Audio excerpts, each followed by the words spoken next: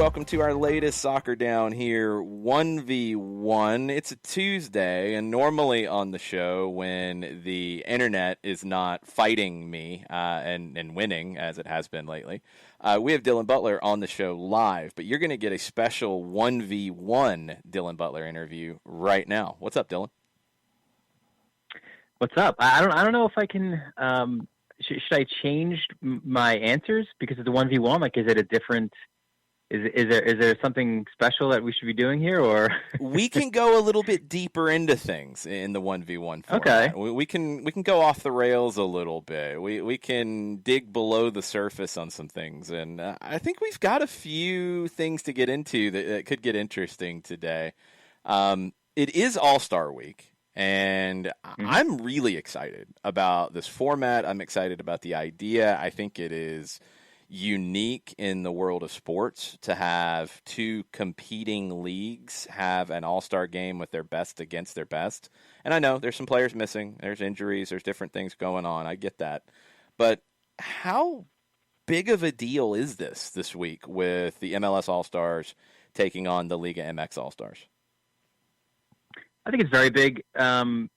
Just to maybe go back for a minute, like I've covered this league long enough where the games against the European teams, right? Like where Major League Soccer was trying to prove its worth against some of the better teams and players in Europe was the thing, and that was the big deal. It kind of starts off with MLS against Fulham, and then you've got Chelsea and Celtic and West Ham and Everton and Manchester United and so on and so forth.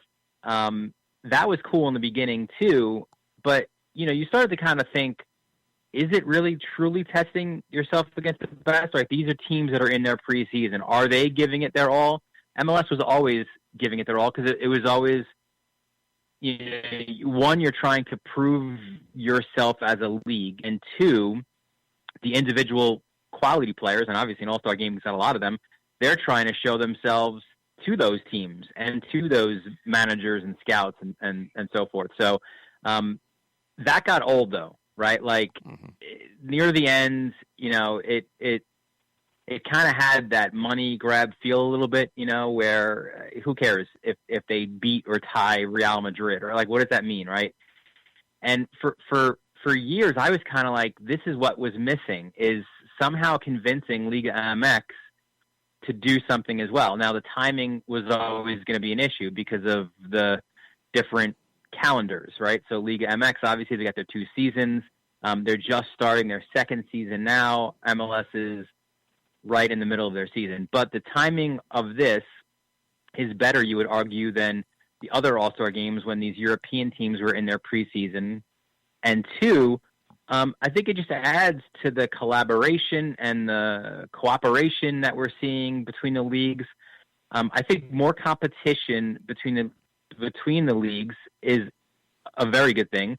Is it the same as Champions League? Obviously not, right? It's maybe not even the same as Leagues Cup because there's actual trophy or awards at the end, right, for club competition.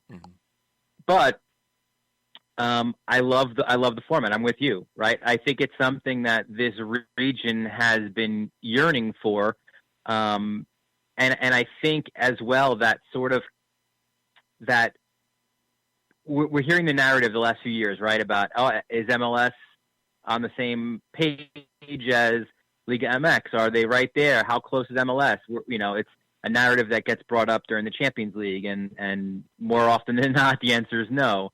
We're seeing more Liga MX players come to MLS, and they're touting the league, a Pizarro, an Alan Pulido. So I think there's a lot for both teams, or both leagues, I should say, and I think it will lead then to a competitive match. I don't think Liga MX is going to want to just trot out there, jog around, sub their guys at halftime, and be happy with say a 4-1 loss, right? Like, that would not be a good look for that league and for that fan base. And the same would be true of MLS. I think you saw in some of those first some of those games in Leagues Cup and obviously Champions League as well, some bruises, right, to the ego for MLS. Mm-hmm. So I think it's a big game for MLS as well. And I think the venue, Bank of California Stadium in Los Angeles, where there's such a huge Mexican American or just even Mexican population, I think it's a great sort of venue and a great thing, I think, for the sport in this region. I think it should be a lot of fun. I mean, you lose, the hope, obviously, at the beginning was you've got Vela and Chicharito. You're in Los Angeles. It's against Liga MX. Injuries have stopped that from being a big talking point, a big storyline. But Pizarro comes in. I think overall, though, even with those injuries, I think it should be a lot of fun. Yeah, it kind of has that vibe of Campeones Cup did here in 2019, where, I was really excited about it. I don't think most people really knew what to expect. Like, was it going to be taken seriously? Was it going to be competitive? Was it a glorified friendly? And then once the game started, it was obvious really quickly that, hey, wait a minute, this game's got a bit of an edge to it. This is a fun night at the stadium. I think this one this week is going to have the same feel. It's an all-star game. It's not two clubs playing one another. I get it. But you get anything, with kind of that U.S.-Mexico vibe, and you're going to get an intense match. I think the tackles are going to be flying in pretty quick, and both teams are going to want to win because both fan bases expect their teams to win, and they want to see a strong performance. So I'm with you. I think the first yellow card is in the first 20 minutes, and we kick off from there. I agree, and think about it too. Like if you're an MLS defender and you've got one of these attacking players dribbling at you, right? Like you've got so much. I mean, you're not thinking about it at the time, but you've got so much on your shoulder, right? You're repping yourself, you're repping your team, you're repping your league, your country, even in a sense. So for sure, you're not letting that guy get by you, right? Like it's not a glorified scrimmage. And again, that's sort of been the narrative about MLS in all of these All-Star games, right? It's always been, you do the pressers, and I've been to a few of them, and all the coaches and all the players all kind of toe that company line or that storyline of, this is a big deal to us. This is not a scrimmage. There's no such thing as a friendly in soccer, right? But you weren't always sure if that was the case for the opposing team, right? Like, is Real Madrid really going to go all out in a match that was usually in July, right? Like in a match in July when they've got so many huge games ahead of them. Is a Manchester United going to do that? No. Liga MX will, because of all those things, because of the uniqueness of this game, and because of that rivalry that we see so well on the national level. We're seeing it build up more and more on the club domestic level, and I think this is just another chapter of that. And I think that makes it really a great event. I think the fun will be tonight. I think with the skills competition, right? Like no one's going to fly in on tackles on that, but then the real game, when the real game comes out on Wednesday night. Yeah, I'm looking forward to both. The skills competition was a sneaky good time last year with it. I'm looking forward to that back tonight, and then the game itself I think will be a fun watch. Now, there's probably going to be some managers in the league who are looking with their hands over their eyes, peeking through, hoping some of their players don't get injured, don't have an issue coming out of this, because you had a lot of games over the last week with midweek games and the weekend, and then there's some huge games on the other side right before this international break where a lot of the league table, it's condensed. It feels like some of the teams at the back of the pile have moved up over the last week, and it's super competitive. As we expect, we kind of know this is going into an MLS season. It's going to be like this. We always get fooled at different points, like, oh, this team's running away, this team's running away. Oh, there's a huge gap, this team's way behind. And then we get into these moments in the year where teams go on a run. Atlanta's won 4 in a row, and things get really jumbled. And there's some guys who are going to be playing significant roles Wednesday who will then have to turn around and play in a very important match on Saturday. And I'm curious to see how that works out. Yeah, and remember too that rule that was instated, I guess, a couple years ago, where if you have a player who is named to the game who pulls out of the game, they can't play in your next competitive match, right? So Areynoso, maybe the most recent of those players, such a huge playmaker for Minnesota, obviously, maybe got a bit of a knock, right, in their match against SKC, or he needs a rest, whatever the case is, he's not in your next match. So that plays a factor as well. But Tajon Buchanan, that's another interesting story, right, with this word of a transfer kind of coming down, or official word maybe coming any hour now. So, but him pulling out, right? Like if let's say that transfer doesn't go through, of course we assume it will. Why would he pull out of the All-Star game then? Right. But he's not going to be in the Revs roster when they play NYCFC, which, we'll break down some of the bigger games this weekend, but there's not many that are bigger than that one on the weekend. So.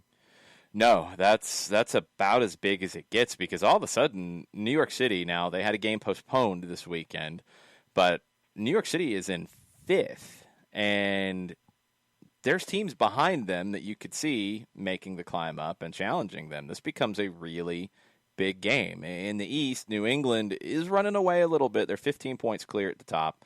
Orlando's next on 34, Philly's on 32, Nashville's on 32, NYC's on 31 with games in hand, Montreal's on 28, DC's on 27, Atlanta's on 27, Columbus, who we keep waiting to get out of this tailspin, is on 24, Red Bull's 22, they had the game postponed as well, so they have games in hand, Miami with 3 wins out of 4 is on 22, Chicago's lost 2 in a row. Cincinnati finally had another loss after a whole run of draws. Toronto's lost 3 in a row. Maybe we can push those 3 back a little bit. But Miami and up, are starting to ask some questions of what the playoff picture looks like in the East. I agree. And you mentioned those games in hand. Well, Miami also has those, right? They're on 19 games with their 22 points. They're maybe the most interesting sort of team to make a push, and I still do question whether it's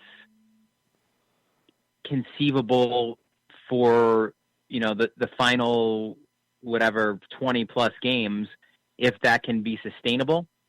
I'm not sure it can be for them, but look, they're coming off their first ever multi-goal win, right? Where a 2-goal win. They've not had that before, which sounds weird to say, right? But a 3-1 win over Toronto. They had a brace for Pizarro, and he's in a way such sort of a sign of this Miami resurgence, right? Where when it was bad for them, their low point was that 5-0 loss to New England. When it was bad for them, he was out of the lineup. He was the rumor of transfers, right? He was out, it seemed like. Mm-hmm. And now he's gotten himself back in. He's kind of playing as like this narrow winger to support Higuain. And, and it's funny too, because even you might say his attitude when leaving the pitch on Saturday, he was angry. He didn't shake hands. He was on 2 goals, wanted a third. A little petulant there. You might say, "Oh, here's some warning signs," and then Phil Neville just squashed that and said, "I like it. Yeah, I like it because it shows how determined he is, and kind of like a Joseph does in Atlanta, right? Like he'll show that because he's competing, because he wants to be out there competing. You don't want to see a guy just sort of come off and happy and smiling. You want to be a little bit angry because they felt they had more to give. And that's a great sign, I think, for Phil Neville going forward. I think another interesting tweak, and I've kind of hammered him a bit before with you, is LGP, right? Like We're seeing him, he's a left-footed defender, but we're seeing him on the right side of a 3-man back line. And Neville said, I love to see him there. He's really kind of helped add to our attack. And interesting, again, another little tactical switch that they've made there that seems to be working out right now. And Robbie Robertson, obviously, now he's got a Chile call up. Yeah, nobody saw that one coming. See as well. And he's a young guy, too, where he's just kind of finding his confidence in his form as well. So, I don't know, it could be pretty interesting. And that's not, we didn't even mention Lewis Morgan, who was their best player last year. And even through the stretch of them struggling this year, was their best guy again, right? And he's been their most consistent player there. So, listen, some good things happening down in South Beach right now. Yeah, Morgan finally getting the attention from Scotland. He gets called up to their national team. Didn't see the Robinson call-up for Chile coming, but they're pulling in guys from all over the place right now. Chile's a fascinating national team to pay attention to. Miami is making things very interesting deeper in the Eastern Conference table. Atlanta was able to go to D.C. and kind of gut out a 2-1 win. What do you think of that performance? I think it was just that, right? It was. We've seen some of the champagne football, if you will, from Atlanta in recent weeks that we've been missing, right? And a lot of credit goes to Rob Valentino for doing that, bringing out a more attacking ethos that everyone's been used to from Atlanta from the very beginning with Tata. This was a different way to win, which I think you like to see as well, right? Where it was a grind, it was difficult. You can see the tough goal where Guzan probably wants that back because he cheated a little bit too much and got beat far post on the rain of free kick. But they battled, and I think it's good. It's another good sign for Atlanta going forward. It's a DC team that, yes, injured, struggling a little bit right now. Their depth isn't what it should be because of those injuries. But still, you face some adversity. You're on the road, and you find a way to win. That's huge for Atlanta. It keeps this train rolling, and they're level on points with a win now over DC, right at that playoff line, with a chance to kind of jump that. With the home game against Nashville coming up with this second edition of Rivalry Week coming up. Now, the other result that jumped out to me from the weekend before we move into this weekend's games, in the Western Conference, Portland with a bad loss in Austin. Now, Austin's on 19 points in their first season. They're only 7 points out of the playoff picture, so, I mean, it's not completely out of the realm of possibility for them. But Portland is a little concerning at the moment, and maybe I'm being harsh on them after that bad loss to Seattle last weekend, and then they had a midweek draw, which is a good one against Sporting Kansas City, but it's followed up with this loss to Austin. Hot seats are always a conversation that we get into. Is Giovanni Savarese potentially on a hot seat in Portland? I think I would say it's relatively warm right now. It's absolutely fire under his butt. I think he's out if they miss the playoffs. Yeah. Right. Like I think the same could be said about Bob Bradley with LAFC, and those are the two teams that are just below the playoff line in the West, where Merritt Paulson, who's certainly not shy about getting on social media, has backed his manager, not in that sort of dreaded, vote of confidence way, but right. he has backed him earlier in the season about the injuries, and things were starting to look up a little bit, but they're just a shambles, especially defensively, where they've been so sound, right? Like where Diego Chara has been that linchpin as a 6 and one of the best in the league. And I think right now, to me, it seems like their age is showing. Yes. Right? Where Valeri seemed like he just always had magic in him. Now he's not really, he's kind of lost his starting spot. Chara's not the same guy. And it's hard. That's a position. We see it too with Ozzy Alonso. That's hard, man, to like, you put in all those miles in your legs and those tough running and the tough tackling. When you get on the other side of 30, it's tough sledding for you, and I think we're seeing that from Diego Chara as well. And again, yes, injuries there as well. I think they kind of bungled the whole thing with Ibobase, where obviously, look, they rated Mora above him and didn't really give him a chance to be a 9. But yeah, it's troubling times. And think about it too, right? Again, they're a team desperate for a win. And now what do they have to do? They go to Seattle, right? Like they're coming off just an embarrassing home defeat, the worst one in that Cascadia Cup rivalry that dates back to the 70s. And now they've got to go to Seattle, right? Can you say it's a must win? You can't, because it's Seattle in Seattle, right? But I think you've got to have a good performance, right? Like a massive win, I think would be to tie them. But even if you lose 1-0, but you play hard, or maybe you're the better team, I think you need a good showing there. I think like a 3-0 or a 4-0 or something of a lopsided nature, I think could really, really continue to send this team into a tailspin. And I don't know if they've got enough in their tank, enough from the younger players to survive that. Yeah, that's the concern. And it's different with Portland and LAFC, but I do think both managers have to be at least on a warm seat at the moment. And it feels like both teams are kind of at the end of a cycle. You know, LAFC has Vela out of contract at the end of the year, probably regretting from a business perspective not selling Rossi sooner, because maybe those numbers have come down. Rodriguez hasn't been for LAFC what they hoped he would be. Still might end up making a decent amount of money on him because of what he's done with Uruguay. But Portland, I'm with you. It feels like they've gotten old, and a lot of players have gotten old really fast. Father Time's undefeated, and it seems like he caught up with a few guys all at the same time in Portland. Both managers, excellent managers in this league, but both managers might be looking for another opportunity at the end of the season. Which would be fascinating as well, because you got to think someone's going to snatch them up, right? Like there'll be other coaching vacancies, you would assume, at the end of the year, and certainly domestically, those would be two of your top choices of anyone in the league. So it could make for some interesting times going forward. But yeah, I mean, LAFC, you're right?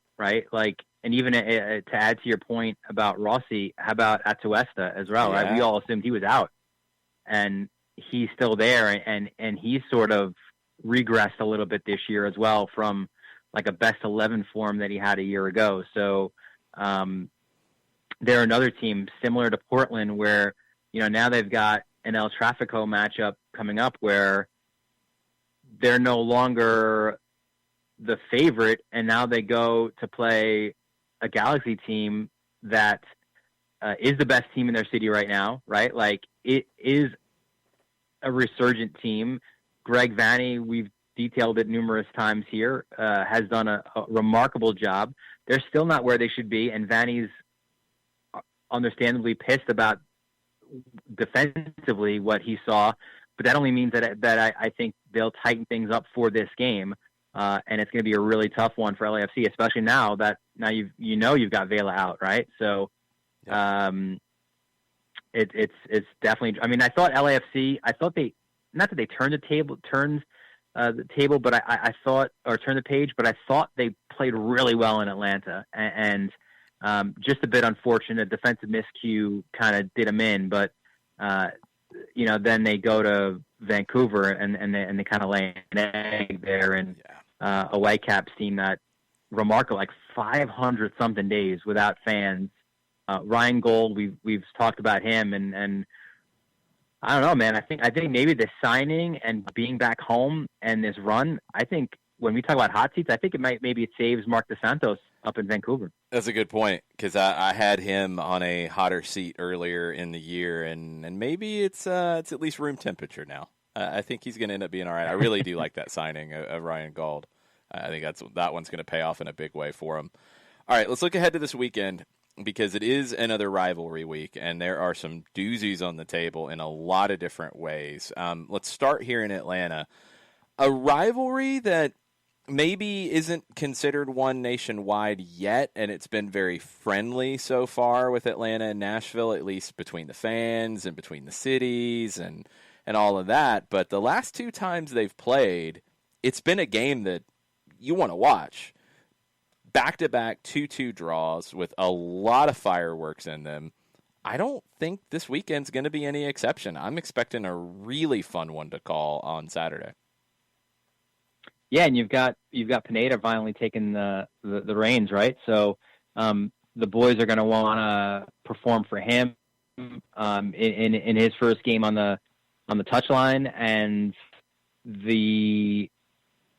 Nashville's going to want to kind of stop this run, and Atlanta is one of the bigger stories and one of the hotter teams in MLS right now. So I think a lot of it does tend to you do tend to think of some fireworks coming up, right? So Nashville's only got one defeat in their last how many? 1, 2, 3, 4, 5, 6, 7, 8, 9, 10 games, right? So it's not like they're on a bad run, and obviously Atlanta's hot right now. So you've got the new signings in and guys integrating into the system, and I think it's tough for me, especially look, you're on the call, like you're clearly going to be watching this one closely.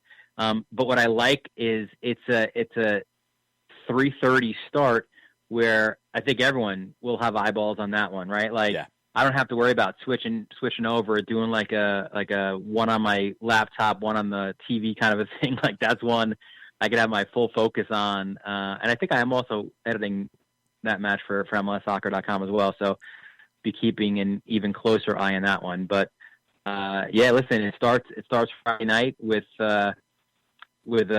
three really interesting big games in their own right? Like you've got Hell is Real with Columbus and Cincinnati. I mean, talk about desperation time for both teams, right? Like you could make the argument, right? Columbus is more desperate for points than Cincinnati. Yep. Even though, Cincinnati, I mean, they're both below the table, but that's when they absolutely have to get 3 points. There's nothing less. Montreal conceding some goals late. They've given up some points. I always love their games against the Canadian Classique against Toronto. They're at Stade Saputo. That's always a lot of fun. And look, another one of the newer sort of Southeast rivalries in Florida with Orlando and Miami.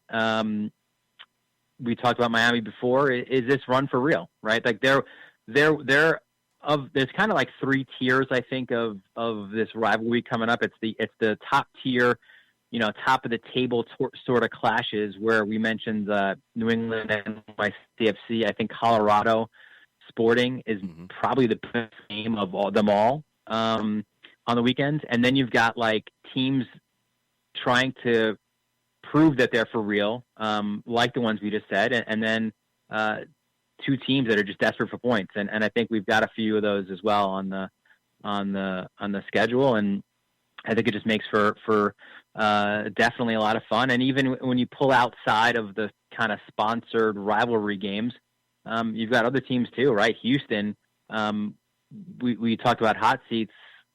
I don't think Tab Ramos deserves to be on a hot seat. Maybe Matt Jordan deserves it a little more in that case for player acquisitions or moves that haven't gone right. But look, there's a new owner in Houston. He's not going to be happy looking at his team last in the West.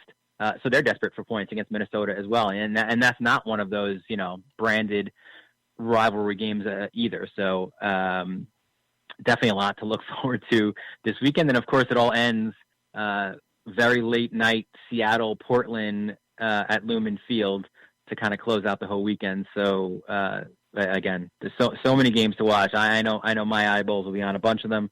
I know yours will be as well, but it's one of the things I think that makes MLS so fun to watch and cover. Yeah, Saturday especially, getting home from Atlanta, Nashville, and I'll check in on El Tráfico and kind of get started there. But the two I wanted to finish with, that NYC hosting New England match and Sporting hosting Colorado, not exactly rivalries in the normal sense, but two games with two teams that are near the top of the table. And I think you have in NYC and Colorado two teams that are trying and, in different ways this season have expectations of being at the top of the table. I didn't think Colorado would be in this situation, but what Robin Fraser's done has been really impressive. NYC, I think, has been there before and expects to be there, but they're dealing with a really difficult opponent in the Revolution who, with Carlos Heel out, they haven't skipped a beat. Yeah, and look, there's been this conversation, are the Revs running away with it, right? Does NYCFC, and they've kind of been that second team that people were talking about. Now, that took a little bit of a hit with the tough loss in Philly, but that was the one that Jim Curtin said was their best of the season. So you take a midweek loss out there, of course, you unfortunately had the derby match rained out. But this is a huge one for NYCFC if they want to stay in that conversation, to continue have people saying that they should be right there with New England. And you mentioned those points or those games in hand right now as well. With New England, they've got 3 games in hand. That's 9 points. Now, it doesn't get them anywhere near. That still puts them, if they get all 9 points, that still puts them 9 points behind New England, right? So, now, Bruce Arena did mention that, the run that they're on, which is a record-breaking run right now with their 2.23 points per game, he doesn't expect that to continue, especially with a lot of those games coming up on the second half of the season where desperate games for teams, right? Like where you're trying to move up the table, trying to get above the playoff line.